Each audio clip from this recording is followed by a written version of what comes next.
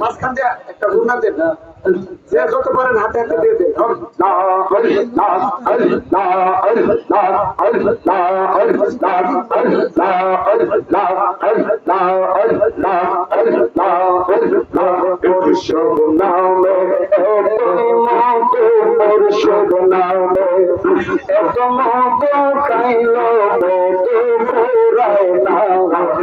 আমার মন হইয়াছে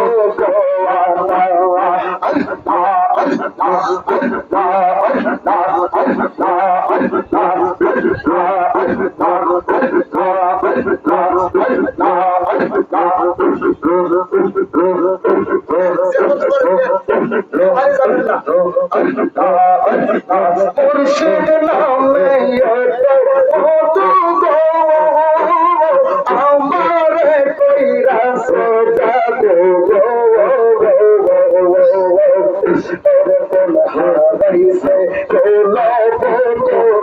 হারাইছে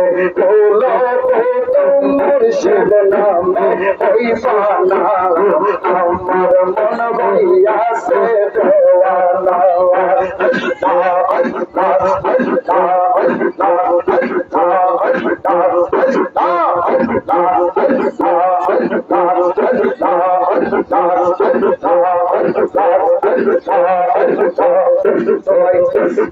বলি চই বলি রে তবে বারে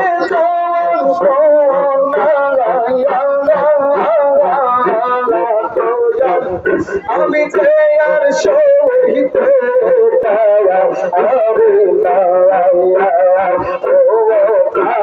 মুর্শিদ রে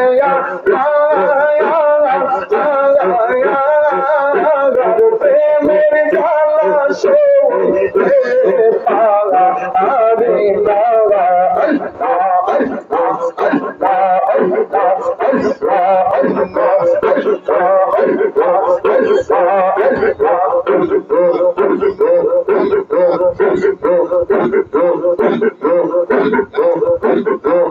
তুমি তো বইলাছ মুর্শিদ রে সর্বন্দা বুকে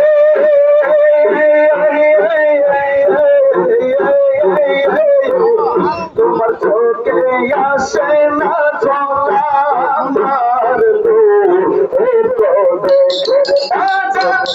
আমার চোখ দেখে রে আমার তুমি তো বইলাছ দয়াল রে পাশা বুকে তোমার চোখে আসে না চলা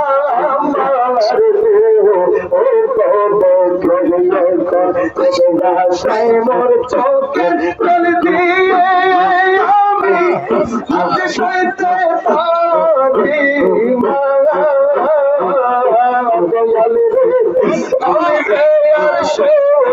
কথা বুঝি না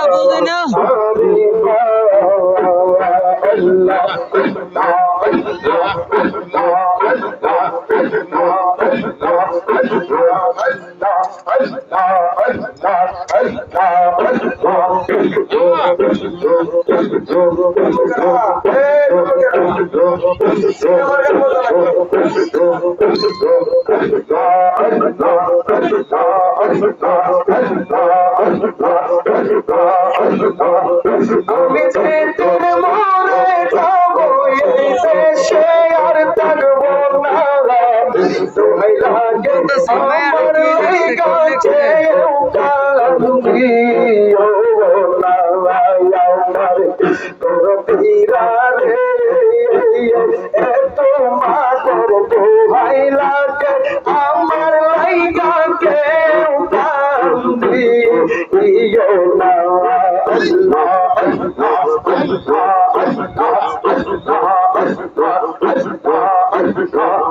যতই আমার কাছের মানুষ আত্মীয় স্বজন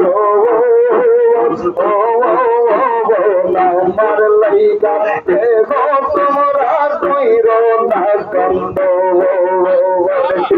আমার লাইগা কেন তোমরা কইরো না দ্বন্দ্ব ওরে আমি সুখী আইছি আজ একা হইলাম রোয়ানা তো লাগে আমার লাইগা কেউ কারণ দিও না আল্লাহ আল্লাহ আল্লাহ আল্লাহ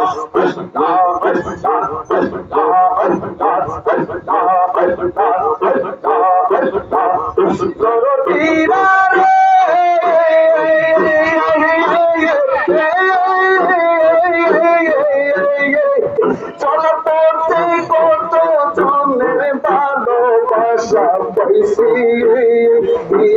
রাষ্ট্রবাসী আমি অন্য কত জনের ভালোবাসা পেয়েছি আছে কার চলিয়া যাই দেখতে ঘুরে পাইবা না তো হয় লাগে আমার লাইগা কেউ প্রাণ দিও না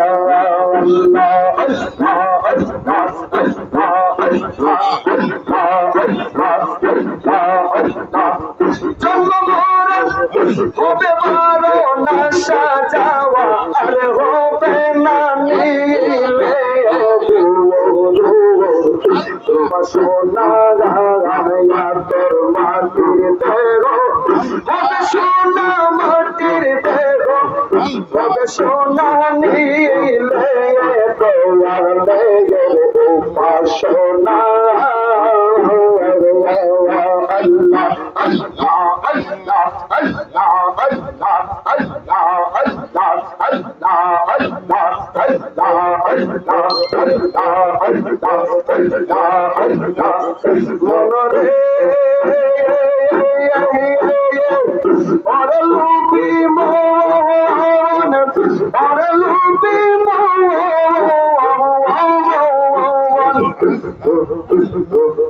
আসিয়াই মানব তুলে অহংকারে পরে রইলে মানব জন্মিন আবাদ করলি না আসিয়াই মানব তুলে অহংকারে বসে রইলে মানব জন্মিন আবাদ করলি না তোর করলে সমান হবে পারণ মরণের আর ভয় থাকবে না হইলে সমান হবে পারণ মরণের আর ভয় থাকবে না